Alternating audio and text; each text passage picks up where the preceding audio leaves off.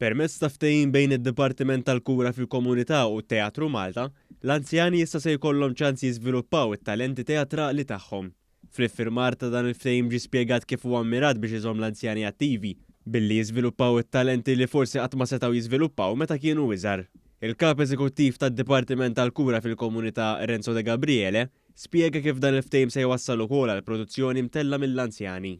Jintaqgħu ma' atturi professjonisti u tutors professjonisti fil-qasam tad-drama biex ikunu jistgħu jgħallmuhom il-teatru kif jistgħu jinteraktjaw fuq it-teatru, kant, sfin, ikun hemm anke reċtar u fl-aħħar anke jiġi ppreżentat play magħmul stess mill-anzjani.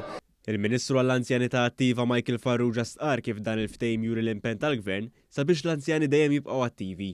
Diħattijom opportunità li jitalmu, jipparteċipaw fid-drama, jipparteċipaw anka fit-teatru u anka tagħti opportunità lil dawk li jafu kantaw jew nkella jdoqqu xi strument illi wkoll jipparteċipaw u tagħtihom opportunità li jimirħu fil-qasam tat-teatru.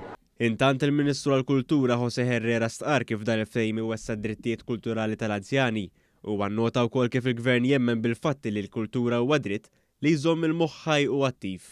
F'Malta, bħal f'pajjiżi kollha Ewropea, mhux fid-dinja, il-maġġoranza tan-nies illum huma anzjani. Aktar ma jgħaddi żmien iktar ma ħajkonna anzjani.